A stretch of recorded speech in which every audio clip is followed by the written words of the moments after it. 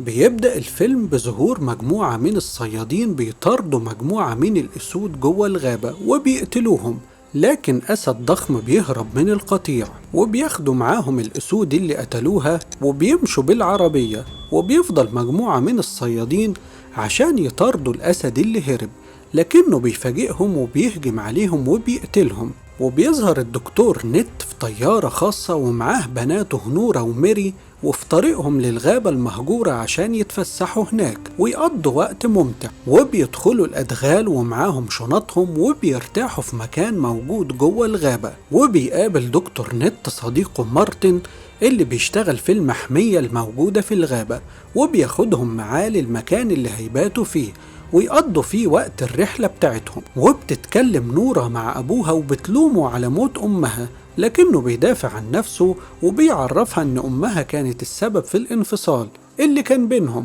ونورا بتعترض وبتسيبه وتمشي. وبيتكلم دكتور نت مع مارتن وبيقوله إنه زعلان جدا إنه مقدرش يعالج زوجته من السرطان رغم إنه طبيب ناجح. تاني يوم بيقوم مارتن وبيجهز نفسه والعربية عشان ياخدهم معاه في رحلة في الغابة، وبيتحركوا بالعربية وهم مستمتعين بالفرجة على كائنات الغابة. ونورا بتبدأ تاخد ليهم صور. بيوصلوا بالعربية وبيقابلوا بانجي وهو المرشد بتاعهم في الرحلة، وبيبدأ بانجي يجهز بندقية التخدير وبيقول لهم إنه بيجهزها احتياطي عشان لو أي حاجة حاولت تهاجمهم في الغابة. وبيتفاجئ إن واحدة من الأسود مصابة إصابة خطيرة في رجلها، وبيعتقد إن اللي عمل كده هم الصيادين الغير شرعيين اللي بيصطادوا الحيوانات من المحمية. وبيتحرك مارتن بالعربية عشان يسأل سكان قرية سونجا اللي جنب المحمية عن اللي ممكن يكون حصل للأسود الليلة اللي فاتت، وإيه اللي ممكن يكون جرح الأسد في رجله. وبيوصل القرية وبيتفاجئ إن ما فيهاش أي سكان،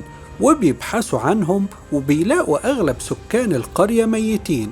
وبيخرج نت وبيدور على نورا وبيتفاجئ إنها مش موجودة، وبيخاف جدا وبيسمعها بتصرخ وبيجري لمكانها، وبيتفاجئ إن في 2 من سكان القرية مقتولين جنبها. بيخافوا جدا وبيركبوا العربية وبيتحركوا، وعلى الطريق بيلاقوا مجموعة تاني من الناس مصابة ومقتولة. بيجري نت بسرعة عشان يجيب المعدات الطبية عشان يساعدهم، وبتبدأ نورا تطلب النجدة في اللاسلكي. بيتحرك مارتن ببندقية التخدير وبيبحث عن المكان اللي ممكن يكون عمل كده، وعند البحيرة بيلاقي آثار رجلين أسد ضخم، وبيبدأ ينزل البحيرة عشان يبحث عنه، لكنه بيتفاجئ بحاجة غريبة بتهاجمه وبيضرب عليها نار. بيسمع نت صوت الطلقة ويجري يدور على مارتن، لكنه بيتفاجئ بأسد ضخم جدا بيطارده، فبيجري بسرعة ويستخبى مع بناته في العربية. وبيتحركوا بسرعة بالعربية، ومن كتر خوفهم بتتخبط بيهم العربية في شجرة وبتتعطل جوه الغابة. بيحاول نت إنه يشغل العربية لكنه بيفشل، وبيحاول يطمن بناته المرعوبين جدا من الأسد اللي هاجمهم في الغابة.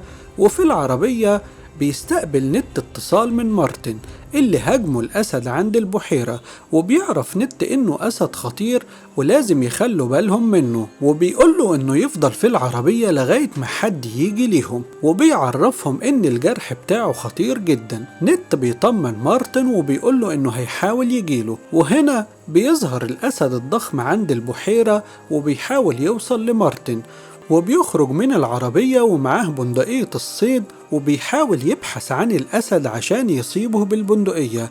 وفي الوقت ده نورا بتخرج من العربية عشان توصل لمارتن، وبيوصل لهم الأسد في نفس اللحظة وبيهاجم نت بعنف وبيستخبى منه تحت العربية. في الوقت ده بتنجح نورا إنها توصل لمارتن عند البحيرة، وميرا بتنجح إنها تحقن الأسد بحقنة مخدرة من شباك العربية، وبيمشي الأسد ويسيبهم. وبتوصل نورا ومارتن عند نت والعربية، وبيحاول نت وبناته إنه يعالج مارتن من الإصابة اللي في رجله، وبيعدي الوقت ومفعول المخدر بيروح.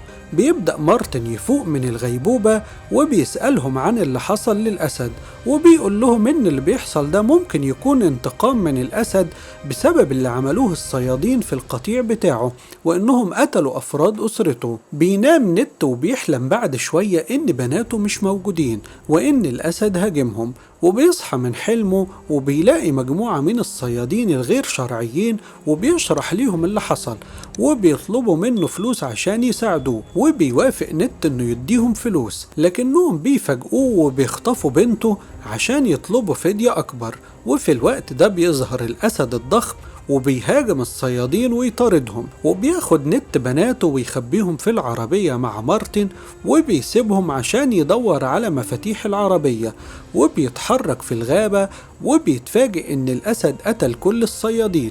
وبيبدأ الأسد يظهر تاني بالقرب من نت، ونورة بتكلم أبوها في اللاسلكي وبتسمع صوت الأسد. في الوقت ده بيكون نت مستخبي على فرع شجرة عشان الأسد ما يشوفهوش، وبينزل نت من على الشجرة للبحيرة، وبيحاول يتسحب بدون صوت عشان الأسد ما يسمعهوش.